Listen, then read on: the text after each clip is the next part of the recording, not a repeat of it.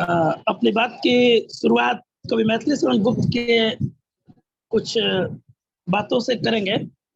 नर हो न निराश, नर हो न निराश करो मन को, कुछ काम करो, कुछ काम करो, जग में रहकर कुछ नाम करो। यह जन्म हुआ है, यह जन्म हुआ है किस अर्थ अहो, समझो जिसमें यह व्यर्थ न हो। कुछ तो उपयुक्त करो तन को, नर हो न निराश करो मन को। यानी ये कहने का अर्थ है कि यदि यह तन मिला है तो हमें निराश नहीं होना है। हम इस तन से बहुत कुछ कर सकते हैं। इंसान एक व्यक्ति चाहे तो उसके अंदर पावर है, वो हर चीज को, हर ड्रीम को, हर सपना को पूरा कर सकता है। बस सोचने वाली बात है कि वो चाहता क्या है। यदि उसके मन में कुछ कमाने का सोच हो या कुछ नहीं करने का सोच हो तो वो घर पे बैठता रहेगा, सिर्फ बहाने बनाते रहेगा, बात ही करते रहेगा और उससे कुछ नहीं होगा। लेकिन यदि उसने ठान लिया कि नहीं मुझे कुछ करना है, तो वह सब कुछ कर सकता है। बिल्कुल वो जो भी चाहे प्राप्त कर सकता है। हमारे माननीय विजय सर, मैं उनको दिल से नमन करता हूँ। उनका कहना था यदि आपने मान लिया तो हार है, यदि आपने मान लिया तो हार है और ठान लिया तो जीत है। कुछ लोग कितने भी कह लो लेकिन समझते ही नहीं है। काम तो दूर, लर्निंग और ट्रेनिंग में भी नहीं आना चाहते हैं। मैं उनके लिए एक बात कहना चाहूंगा, यदि आप एक बार कहने से समझ गए तो समझिए कि आप इंसान हैं। जो बिना कहे समझ जाता है वो भगवान है, और बार बार कहने पर भी जो नहीं समझता है वो क्या है आप खुद ही सोच सकते हैं। यदि सर के माध्यम से या सीनियर्स के माध्यम से बार बार ये कहा जाता है कि मीटिंग और ट्रेनिंग ज्वाइन कीजिए। हमें मैक्सवेल में यदि प्राप्त करना है, जिंदगी बनाना है, सोच तो अपना हम लोग रखे हुए हैं कि मैक्सवेल से हमें हर कुछ हासिल करना है। हम कहते भी हैं कि प्रयास कर रहे हैं, हम कर भी रहे हैं, लेकिन क्या लग रहा है? काम एक अलग बात है कि हो रहा है या नहीं हो रहा है, या कोरोना काल है, क्या मीटिंग और ट्रेनिंग भी आना बड़ी बात है? हर कोई घर पे बैठ के इस समय इत्मीनान से अपने समय को व्यतीत कर रहा है। समय काटे नहीं कट रहा है, लेकिन क्या इसमें 100% हमारे लोग ट्रेनिंग में शामिल हो रहे हैं? नहीं, कुछ परसेंट ही लोग। इसके बाद घर बनने वाले बहाने बनाते हैं और कहते हैं कि हम मैक्सवेल कर रहे हैं, मैक्सवेल से सफलता हासिल करना चाह रहे हैं। नहीं दोस्तों, ये मैक्सवेल से सफलता हासिल करने वाली आदत नहीं। आपकी हैबिट, आपका आदत ही आपको सफल बना सकता है। यदि आपने अपने सफलता के लिए अपनी आदतों को स्वीकार किया, कुछ न कुछ वर्क किया, काम किया, तो जरूर उसका कुछ न कुछ रिजल्ट आपको मिलेगा। गीता में भगवान श्री कृष्ण ने कहा है कि कर्मण्येव अधिकारस्ते मा फलेषु कदाचन। यानी आपने यदि कर्म किया है तो फल आपको जरूर ही मिलेगा, लेकिन यदि आपने अपने कर्म को नहीं किया है तो फल की भी उम्मीद नहीं की जा सकती है। हमारे गुरु कहा करते हैं कि बिना कहे जो समझ ले रहा है वही वास्तव में सब कुछ हासिल करने के योग्य है। आप अपने लिए खुद अपनी कैटेगरी तय कर ले कि आप किस कैटेगरी में आना चाहते हैं, क्या करना चाहते हैं। यहाँ लीडर ऐसे क्या बोलते हैं कि बहुत कष्ट होता है बोलने में, क्षमा चाहते हैं, लोगों को दुख भी पहुंच रहा होगा, पर यह आपकी भलाई के लिए है। यदि आज हमारे सीएमडी सर ने मैक्सवेल में ट्रेनिंग स्टार्ट किया है तो क्या लग रहा है? क्या इसमें कंपनी की भलाई है? नहीं, इसमें दोस्तों हम सभी लोगों का भलाई है। जितने भी हमारे टीम में लीडर है, डिस्ट्रीब्यूटर है, इस सुनने से उनका नॉलेज बढ़ेगा, और नॉलेज बढ़ेगा तो एक दिन वो हर कुछ पा सकते हैं, पैसा भी कमा सकते हैं। एक ग्लास है या एक बोतल है, इसमें यदि पानी भर जाए तो भरने के बाद क्या होगा? और पानी यदि हम डालेंगे तो पानी नीचे की तरफ गिरेगा। यानी कहने का ये मतलब हुआ कि यदि इसमें पानी भर गया तो नीचे की तरफ गिरेगा। तो हमारे अंदर भी यदि नॉलेज भर गया तो नॉलेज तो हमारा छलकेगा, और छलकेगा तो चारों तरफ फैलेगा। लेकिन ये कब होगा? जब हम नॉलेज लेंगे तब। आज के डेट में काम नहीं हो रहा है, क्या हम नॉलेज नहीं ले सकते हैं? हम घर पे बैठ के प्लानिंग नहीं कर सकते हैं? यदि हम घर बैठ के प्लानिंग करते हैं, हम घर बैठ के नॉलेज लेते हैं, तो ये हमारे जिंदगी में नो डाउट हमको आगे बढ़ने में एक मदद करेगी और सफलता ही हमको देगी। हमारे दादाजी कहा करते थे पढ़ोगे लिखोगे बनोगे महान, पढ़ोगे लिखोगे बनोगे महान, खेलोगे कूदोगे होगे खराब। तो यहाँ पढ़ाई तो कहा जाता है ना दोस्तों कि पढ़ने वाला ही महान बनता है। पढ़ने वाला यही पढ़ाई हो रही है जो हम लोग बताने जा रहे हैं, बताते हैं। कौन यहाँ खराब बनना चाहता है? क्या यहाँ जितने पार्टिसिपेंट जुड़े हुए हैं कोई खराब बनना चाहता है? नहीं बनना चाहता है। सब महान बनना चाहते हैं, सब अच्छा बनना चाहते हैं। यदि सब अच्छा ही बनना चाहते हैं तो हमें पढ़ाई करना पड़ेगा। और एक चीज बताइए, हमारे बच्चे जब पढ़ने जाते हैं स्कूल में तो उनका स्कूल विद्यालय कितना बजे लगता है? 10 बजे। हम उनसे क्या एक्सपेक्टेशन करते हैं कि बच्चा तैयार होकर समय से स्कूल में पहुंचे, 10 बजे टाइम से स्कूल में पहुंचे ताकि उसका पढ़ाई हो सके। हम लोग का जो ट्रेनिंग प्रोग्राम है दोस्तों 8 बजे, ये भी तो स्कूल है। यदि हम अपने समय से अपने स्कूल में नहीं, हम अपने बच्चों को कह पाएंगे कि तुम 10 बजे स्कूल में पहुंचो? यदि हम उसको कहते हैं और हम खुद यही गलती करें, क्या ये अच्छी बात है? मैं आपको एक कहानी के जरिए बताना चाहूंगा। हमारे देश के राष्ट्रपिता महात्मा गांधी के पास उनकी बहुत इज्जत थी, बहुत सम्मान था। एक औरत, एक महिला पहुंची, अपने बच्चे को लेकर पहुंची। उसका बच्चा बहुत अधिक गुड़ खाता था और उसको घाव हो गया था। महिला बोली कि बाबा, आप यदि बोल देंगे बापू एक बार कि गुड़ खाना अच्छी बात नहीं है, तो ये गुड़ नहीं खाएगा, और नहीं खाएगा तो इसका घाव ठीक हो जाएगा। महात्मा गांधी बोले कि ठीक है, मैं तुमको बोल दूंगा, तुम कल इसको लेके आना। वो महिला दूसरे दिन अपने बेटे को लेकर पहुंची कि बापू अब तो इसे बोल दीजिए। बापू ने कहा कि आज नहीं, तुम 1 हफ्ते बाद आओ, मैं बोलूंगा। वो महिला चुपचाप चली गई और 1 हफ्ते के बाद लौटी, अपने बच्चे को लेकर लौटी और बोली कि बापू इसे आज आप कह दीजिए, यदि आप कह देंगे तो ये गुड़ नहीं खाएगा। बापू ने फिर कहा कि नहीं, 2 दिन बाद आओ। महिला फिर चुपचाप चली गई और 2 दिन बाद लौटी। जब 2 दिन बाद लौटी तो बापू ने कहा कि बाबू बच्चा, गुड़ खाना अच्छी बात नहीं है, गुड़ ज्यादा खाओगे तो तुमको घाव होगा, ये घाव ठीक नहीं होगा, इसलिए तुम गुड़ खाना बंद कर दो। इतनी बात सुनने के बाद वो बच्चा गुड़ खाना बंद कर दिया और गुड़ नहीं खाया, उसका घाव ठीक हो गया। अब सोचने वाली बात है, उस महिला ने पूछी कि बापू ये बात तो आप हमको इसको 10 दिन पहले 12 दिन पहले भी बता देते थे, बोल सकते थे, आपके बातों में प्रभाव था, लेकिन आपने मुझे 2-3 बार बुलाया, ऐसा क्यों? बापू ने एक ही बात कहा, उस समय मैं खुद बहुत अधिक गुड़ खाता था। जब मैं उस गलती को कर रहा हूँ तो क्या मैं किसी को कह सकता हूँ कि तुम इस गलती को न करो? यानी कहने का मतलब हुआ कि बापू जब गुड़ खाते थे तो दूसरे को नहीं कह सकते थे, तो आज जब हम लोग ट्रेनिंग के समय में ट्रेनिंग में नहीं पहुंच रहे हैं तो क्या अपने डाउनलाइन को कह पाएंगे कि तुम आप भी ट्रेनिंग में पहुंचो और आप भी समय से पहुंचो? मैं भी विकट परिस्थितियों से गुजरा हूँ सर, या जो हमारे नजदीकी लीडर है जानते हैं, लेकिन इस दौरान भी मैंने बहुत कम अपना ट्रेनिंग मिस किया है और हर ट्रेनिंग में मैं रहा हूँ। थोड़ा सा समय मिला, मैंने अपने ट्रेनिंग लेने का इच्छा भी जाहिर किया और सर को धन्यवाद देना चाहूंगा कि मुझे ट्रेनिंग देने का मौका भी मिला।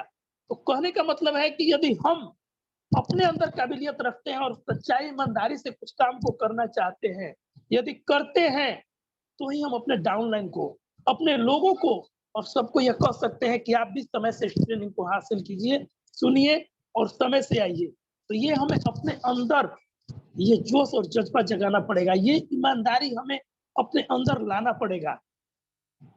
तो पहला काम मैं ये कहना चाहता हूँ कि आप अपने अंदर एक डिसिप्लिन को तैयार करें और समय से आप लोग, सारे लोग, मैं खुद भी अपने आप को कहता हूँ कि ट्रेनिंग को समय पे हम लोग लाना स्टार्ट करें, ट्रेनिंग में हम लोग समय से बैठे, तभी हम लोग कल से अपने डाउनलाइन सभी डिस्ट्रीब्यूटरों को कह पाएंगे कि आपको भी ट्रेनिंग में शामिल होना है। और दूसरी बात ये जरूर कहना चाहेंगे कि आप बोलना स्टार्ट करें। हर कोई जो भी डिस्ट्रीब्यूटर यहाँ पे जुड़ा हुआ है, 40-39 लोग, इन सभी लोगों को कहना चाहूंगा कि भले आप 10 दिन पे, महीना दिन पे, 1.5 महीना पे, लेकिन एक बार आप जरूर बोलिए। जैसे भी आपको बोलने आ रहा हो, आप चाहे तुतला के बोलिए, हकला के बोलिए, आप चाहे चिल्ला के बोलिए, लेकिन आप यदि बोलेंगे तो क्या होगा? आपके बोलने से एक बात जरूर होगा कि आपके अंदर का जो विल पावर होगा वो मजबूत होगा, यानी आपके अंदर बोलने की क्षमता जगेगी। और आप जब बोलेंगे, दूसरे को समझाना स्टार्ट करेंगे, तो आगे वाला, सामने वाला क्या समझता है ये पता नहीं है, लेकिन आप खुद अच्छी तरह से समझ जाएँगे। क्योंकि जब समझाने वाला किसी को बताता है, तो वो अपने अंदर उस बात को बहुत अच्छा से ग्रहण करता है। यदि बोलने की बात की जाए, आप हर तरह से बोलना स्टार्ट कीजिए, चाहे कॉल पे बोलना स्टार्ट कीजिए, क्योंकि यदि कॉल की बात की जाए तो आज के समय में बंधन नहीं है। आप जितना चाहे फ़ोन कर सकते हैं घर बैठे, जितने लोगों को चाहे कॉल कर सकते हैं, चाहे आपका अपना प्रोस्पेक्ट हो, चाहे आपके डिस्ट्रीब्यूटर हो, चाहे आपके नए लोग ज्वाइनर हो, चाहे आपके पुराने ज्वाइनर हो, आप हर किसी को कॉल कर सकते हैं। आप मीटिंग ले सकते हैं यहाँ, बैठ के आप मीटिंग ले सकते हैं, यानी कि बोल सकते हैं, आपके इस बोलने का भी अच्छा प्रभाव पड़ेगा। और ऑफलाइन यदि आप जा सकते हैं, मिल सकते हैं, तो भी अच्छा प्रभाव पड़ेगा।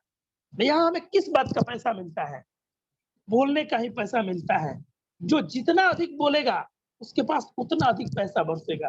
पैसा हर कोई चाहता है दोस्तों, यदि पैसा चाहते हैं और बोलने का ही पैसा मिलता है, फिर बोलना स्टार्ट करें। गलत हो, सही हो, कोई दिक्कत नहीं है। शुरुआत में यदि देखा जाए तो हम भी एक दिन जब शुरुआत किए थे, तो मनोज सर हमें बोल-बोल के उँगली पकड़ के बोलना सिखा रहे थे। डाँट-डाँट के ज़बरदस्ती मुझे स्टेज पे भेज रहे थे। लेकिन आज आज के डेट में मैं खुद कहता हूँ कि नहीं, मैं बोलना चाहता हूँ। ये कैसे हुआ? ये तब हुआ जब हमने एक शुरुआत किया, जब हम खराब बोलते रहे, बोलते रहे, बोलते रहे, तो एक दिन हमने अच्छा भी बोलना शुरू किया और अच्छा भी हम बोले। तो आप भी यदि शुरुआत करते हैं तो खराब ही बोलिए। खराब बोलते-बोलते एक न एक दिन तो आप अच्छा बोल ही देंगे। नो डाउट, क्या दिक्कत है?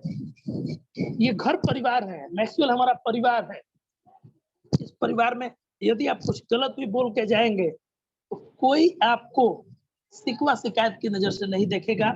इस बोलने से ही आपके अंदर कॉन्फिडेंस जगेगा और आप अच्छा बोलना स्टार्ट करेंगे। दूसरा बात कहेंगे, फिर कुछ काम करो, यानी एक्शन, कुछ काम। देखिए, सबसे पहली बात होती है हमारा, यदि हम हिंदी की बात करें तो हिंदी अल्फ़ाबेट में पहला होता है क। क से क्या होता है? काम। इसके बाद ख से खाना। तो पहला काम हमारा क्या होना चाहिए? वर्क, यानी काम। यदि हम इंग्लिश अल्फ़ाबेट पे बात करेंगे तो भी हमारा पहला वर्ड होता है ए। ए यानी एक्शन, उसमें भी वर्क बोला जाता है। और यदि गणित की भी शुरुआत होती है तो क्या होता है? 1 नंबर से स्टार्ट होता है। यानी यदि आपको कहीं रहना है, कुछ करना है तो नंबर 1 बने, या तो नंबर 1 या ओनली 1। ये हर किसी के अंदर कॉन्फिडेंस होना चाहिए। मैं जिस भी क्षेत्र में रहूँ, मेरे अंदर यदि क्षमता है तो मैं इसका 100% उपयोग करूँ और उस क्षेत्र में, उस जगह पे मैं नंबर 1 बनने की कोशिश करूँ, या ओनली 1।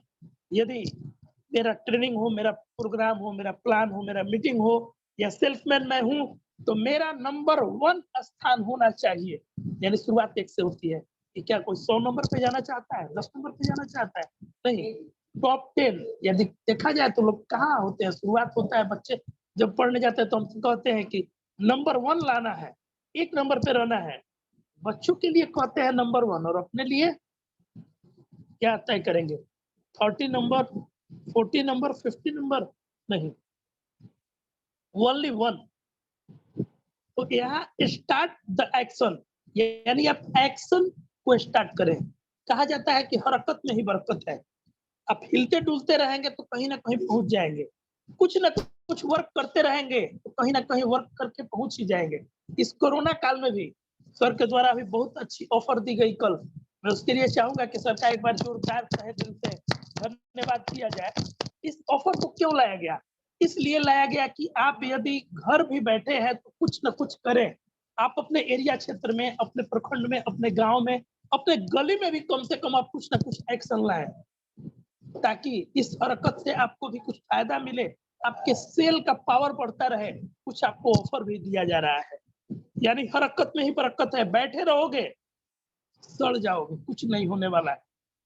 चलते रहोगे, कुछ न कुछ हो जाएगा। दौड़ के चलो, दौड़ नहीं सकते हो तो चलो, चल नहीं सकते हो तो रेंगो, लेकिन कुछ न कुछ होनी चाहिए। रुका हुआ इंसान और ठहरा हुआ पानी दोनों सड़ जाता है। मेरी बातों को गौर कीजिएगा। ठहरा हुआ इंसान और रुका हुआ पानी सड़ जाता है, इसलिए रुकना नहीं है, ठहरना नहीं है। आप जिस भी लेवल पे हैं, जिस भी जगह पे हैं, उस जगह पे आगे की तरफ बढ़ते रहिए। रुकना आपकी फितरत नहीं होनी चाहिए। एक्शन आपका फितरत होना चाहिए, एक्शन में ही रिएक्शन होता है दोस्तों। बहुत सारे लोग क्या सोचते हैं कि यदि मैंने इतना प्राप्त कर लिया, इस टारगेट को छू लिया, इस जगह पर पहुंच गए, अब मुझे कुछ करने की जरूरत नहीं है। नहीं, एक बहुत अच्छे फिलोसोफर ने कहा था कि शिखर पर बैठने की जगह नहीं होती है। शिखर यानी टॉप, टॉप पे बैठने की कोई जगह नहीं होती है, इसलिए कि वहां यदि आप बने रहना चाहते हैं तो आपको लगातार लगा रहना पड़ेगा। मैं एक आपको छोटे से फॉर्मूले से बताना चाहूंगा। एक विद्यालय की बात की जाए, विद्यालय में यदि 1 नंबर की कुर्सी देखा जाए, टॉप की कुर्सी किसकी हो सकती है? क्या लग रहा है? वहां के टीचर की टॉप की कुर्सी होगी। लेकिन यदि वहां का हेडमास्टर प्रिंसिपल आ जाए तो उस टीचर को अपना कुर्सी छोड़ना पड़ेगा कि नहीं छोड़ना पड़ेगा? यानी वो 1 नंबर पे आ गया। और वही उस प्रखंड का, उस एरिया का बीओ यानी कि पदाधिकारी आ गया, तो उस हेडमास्टर को भी अपने कुर्सी को छोड़ना पड़ेगा, यानी वहां पे उनको कुर्सी देना पड़ेगा। 1 नंबर की कुर्सी हमेशा खाली रहती है। यदि वो बीओ आके बैठा हुआ है और उसके ऊपर वाले पदाधिकारी, या कहा जाए कि शिक्षा मंत्री जो जिला के हैं, यदि आ गए, तो क्या लग रहा है उनको कुर्सी छोड़नी पड़ेगी कि नहीं छोड़नी पड़ेगी? उनके ऊपर वाला यदि मंत्री आ गया या मुख्यमंत्री आ गए, या हो सकता है कि पूरे हमारे देश के शिक्षा मंत्री आ गए, तो उनको भी वो कुर्सी छोड़नी पड़ेगी। यानी 1 नंबर का कुर्सी हमेशा खाली रहता है, शिखर पर बैठने की जगह नहीं होती है। आपके अंदर पावर है तो आप निरंतर आगे बढ़ते रहें और उस जगह पे पहुंचने के लिए इम्प्लीमेंट करते रहें। दूसरा चीज मैं कहना चाहूंगा, पहला मैंने कहा कि आप वर्क में लगे रहें यानी एक्शन करें। दूसरा चीज होता है रेगुलरिटी, यानी लगातार। आपके अंदर एक कॉन्फिडेंस होना चाहिए, आप रेगुलर लगे रहने चाहिए। इस पे मुझे कवि वृंद की एक दोहा याद आ रहा है, करत करत अभ्यास, करत करत अभ्यास से जड़मत होत सुजान, रसरी आवत जात पे सिल पर पड़े निशान। यानी अभ्यास करने से रसरी, जो कुएं पे पानी भरने वाला रस्सी होता है, यदि लगातार आते जाते रहता है तो कुएं के पत्थर पर भी वो अपना निशान बना देता है। लगातार में वो पावर होता है कि हर जगह अपना निशान छोड़ सकता है। यदि प्रकृति की बात की जाए, पूरे ब्रह्मांड की बात की जाए, पूरे ब्रह्मांड में सबसे कड़ा ब्रह्मांड 5 चीजों से बना हुआ है, अग्नि, जल, धरती, आकाश, वायु।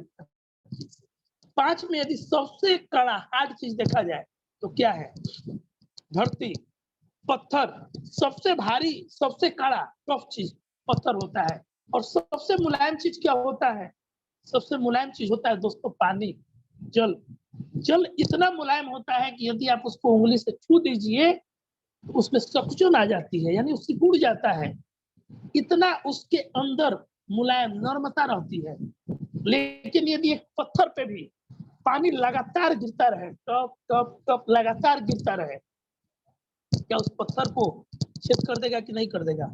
पत्थर में भी निशान बन जाएगा। यानी कहने का मतलब है कि लगातार रेगुलरिटी में भी पावर होता है कि उस पत्थर को भी छेद सकता है। तो यदि आपने रेगुलर किसी काम को करने का जिम्मा उठा लिया, रेगुलर करते रहे, तो क्या लग रहा है आपको सक्सेस मिलेगी कि नहीं? हमारे गुरु अक्सर कहा करते हैं कि रेगुलरिटी अपने आप में सक्सेस है, अपने आप में सफलता है। यानी लगातार यदि लगा रहा जाए तो सफलता तो मिलना ही तय है। नित्य अभ्यास करने से सफलता एक न एक दिन जरूर मिलती है। गौर कीजिएगा, सफलता एक दिन में नहीं मिलती है, लेकिन यदि नित्य अभ्यास किया जाए तो एक न एक दिन जरूर मिलती है। कामयाबी एक दिन में नहीं मिलती दोस्तों, लेकिन एक दिन जरूर मिलती है। बस रुकना मत, बस रुकना मत, लगातार लगे रहना। तब तक रुकना मत जब तक तुम थक जाओ, तब तक मत रुकना जब तक तुम थक जाओ। रुकना तब जब तुम सफलता हासिल कर लो, जब तुम्हारा ड्रीम, तुम्हारा सपना पूरा हो जाए। उस मंजिल को, जिस मंजिल को आपने पाने का आपने चाहा, इस मंजिल को मैं देखूं, ये मंजिल मेरी है, उस मंजिल तक जब आप पहुंच जाए तभी आप रुके। थकने से मत रुकिए, थकिए, थोड़ा वेट कीजिए, पानी पीजिए, अपने आप को चार्ज कीजिए और फिर से तेजी से लग जाइए। ये अपने अंदर पावर होना चाहिए। पानी, पानी कितने डिग्री पे उबाल में आता है? 100 डिग्री तक जब टेम्परेचर गर्म होता है तो पानी उबलने लगता है। अब सवाल है कि यदि आपने चूल्हे पर पानी बैठा दिया पानी गर्म होने लगा, 70 degree, 80 degree, 90 degree, 95 degree, 98 degree, 99 degree तक यदि उसके अंदर पावर मिला, ऊर्जा मिला, तो क्या पानी उबाल मारेगा? नहीं मारेगा दोस्तों। उसको 100 यानी 100 डिग्री होना चाहिए। अब कोई यदि 95, 98 और 99 डिग्री पे जाके कहा कि पानी नहीं उबल रहा है, उसको बंद कर दे, चूल्हे को बंद कर दे, तो क्या पानी में उबाल आएगा? नहीं।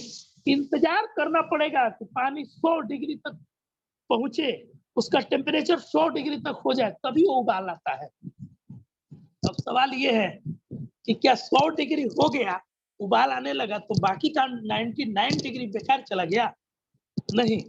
ये 99 डिग्री एक प्रोसेस है, ये बढ़ता रहा, तब एक दिन आप 100 डिग्री पे पहुंचा पानी और उबलना शुरू हुआ। जो सक्सेस हुआ है, जो सफल हुआ है, उसने कई रातें अपनी गंवाई होंगी, उसने लगातार प्रैक्टिस किया होगा, उसने रेगुलर अपना पसीना बहाया होगा, हमेशा उसने वर्क किया होगा अपनी ईमानदारी के साथ, अपने डिटर्मिनेशन के साथ लगा रहा होगा, तब आज वो सफलता है। एक सफलता के पीछे बहुत सारा मेहनत होता है, लेकिन वो दिखलाई नहीं पड़ता है। दिखलाई क्या पड़ता है? आपका रिजल्ट। आप जब सफल होके और आपको एक हार पहनाया जाता है, आपको एक उपाधि दिया जाता है, आपको एक इनाम प्राइज दिया जाता है, तो लोग देखते हैं, लेकिन उसके पीछे आपने कितना संघर्ष किया ये नहीं देखते हैं। उस संघर्ष को याद कीजिए। जो सफल हुआ है दुनिया में, लगातार उसने संघर्ष किया है, कई एक वर्षों तक उसने संघर्ष किया है।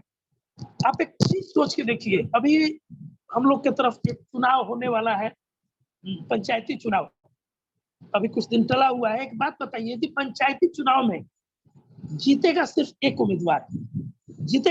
उम्मीदवार, लेकिन क्या एक ही उम्मीदवार खड़ा होगा? नहीं, बहुत सारे उम्मीदवार खड़े होंगे, सब अपने भाग्य की आजमाइश करेंगे, सब पुरजोर मेहनत करेंगे, लेकिन यदि हार गए तो क्या करेंगे? फिर 5 साल बाद वो खड़ा होंगे और 5 साल बाद फिर उस लड़ाई के लिए लगेंगे। यानी उनके अंदर धैर्य है कि 5 साल से प्रतीक्षा करेंगे, तब वो सफलता की उम्मीद करेंगे। आपके अंदर क्या पावर है? हमने अक्सर बताया है, दिखलाया है, या सर के द्वारा आप लोग के पास मैसेज पहुंचा होगा। देखिए, पैसा कमाने के लिए, सफलता कमाने के लिए हमें क्या करना है? यहाँ 5 बरस धैर्य से काम करना है। तो कोई 5 बरस हार के फिर लगता है, और यदि हम 5 बरस लगे रहे तो हमें मिलता भी रहेगा और हम कमा के ऊंचाई तक पहुंच भी जाएंगे। तो क्या ये 5 बरस हमें देने लायक नहीं होगा? यदि हम इस 5 बरस को यहाँ देते हैं तो हर कुछ हम हासिल तो कर सकते हैं, प्राप्त तो कर सकते हैं। एक बात सोच के देखिए, सबसे जल्दी पैसा किसको चाहिए? एक भिखारी को। वो बहुत जल्दी मांगता है, मुझे जल्दी दीजिए। उसकी आमदनी क्या होती है, उसका लाइफ स्टाइल क्या होता है, आप देखिए। एक मजदूरा, एक लेबर क्लास का आदमी, उसे हर दिन पैसा चाहिए, वो काम करेगा और हर दिन रोज का रोज उसको पैसा चाहिए, नहीं मिलेगा तो आगे काम नहीं करेगा। एक दुकानदार, एक नौकरी करने वाला, एक सर्विसमैन, वो क्या करता है? महीना दिन वर्क करता है और महीने में उसे पैसा चाहिए। पर डे जो लेबर काम करता है उससे अधिक पैसा वो कमाता है, यानी उसे थोड़ा सा धैर्य रखा। और एक दुकानदार, एक बिजनेसमैन, वो क्या करता है?